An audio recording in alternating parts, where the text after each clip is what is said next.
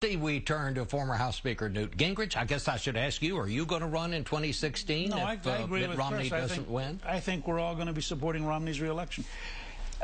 You know, I heard you, Mr. Speaker, this week on television. I think I heard you correctly say that Mitt Romney is whistling past the graveyard unless he does well in these debates. Is it that bad for him? Well, it's always that bad. The three great incumbent disasters were the Carter-Ford debates, the Reagan-Carter debates, and then the Clinton-George H.W. Bush debates. And the three times you saw the challenger take on the incumbent and win, the debates really mattered. The places where you saw the incumbent do well, for Reagan versus Mondale, I would argue Carter versus Dole, you know, or Bush versus Kerry, the incumbent won. So I think debates matter psychologically to the country. They're the most viewed single event in the campaign. And I think it's always a burden on the challenger. This isn't about Romney, it's about the challenger.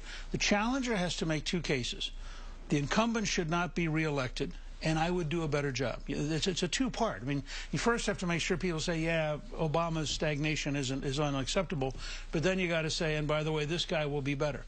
Romney, he doesn't have to hit a home run, but Romney has to be at the end of the debate Wednesday night a clear alternative who is considered as a potential president by a majority of the American people in order for his campaign to have a chance to win.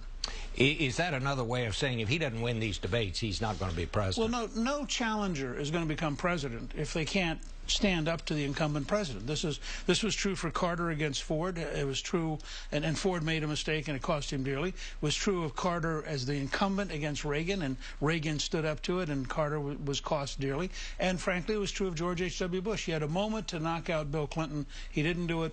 Clinton was still standing, and he became the president in '92.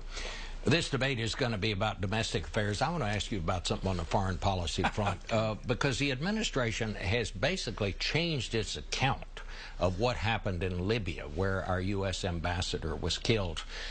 They said, Susan Rice said on this broadcast last Sunday, after the president of Libya said this was the work of terrorists, she said, no, this was because of a spontaneous demonstration that had to do with that film.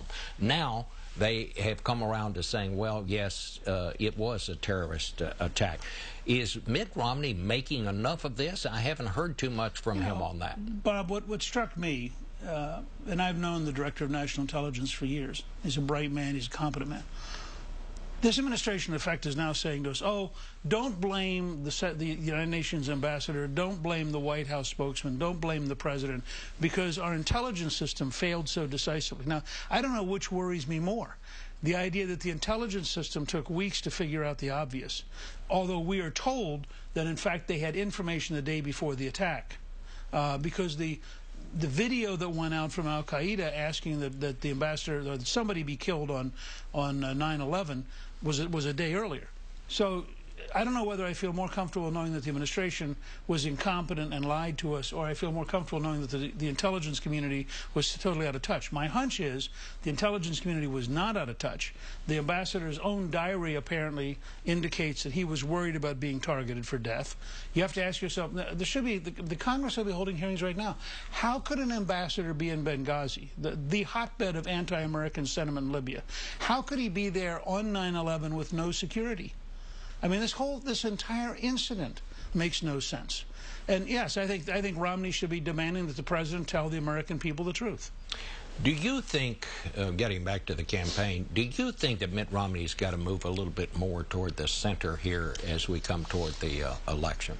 No, I think Mitt Romney has to move to clarity in drawing the contrast between the two futures. There is a Obama stagnation future. We had information this last week that we're drifting into another recession, which to go into a recession off of 8% unemployment could easily mean you end up at 12 or 13% unemployment. And yet all sorts of indicators. David Malpass wrote a very compelling economics analysis this week that we're drifting into another recession because of Obama. There has to be a contrast between a Romney recovery and an Obama stagnation. And frankly, it's not right or left. It's common sense getting the country back to work, having an American energy policy. North Dakota has 2.7% unemployment. The governor of North Dakota has a $1 billion rainy day fund, and they've had 3 tax cuts in a row. Now, Romney should be focusing on that kind of big choice. And it's not really right or left so much as it is common sense and it works versus fuzzy ideas that haven't worked. Well, they've also discovered oil out there, but we'll get back to that. Mr. Speaker, I'm going to ask you to stick around for our roundtable in a little bit. Thank you. And we'll be back in 1 minute with a little analysis of this.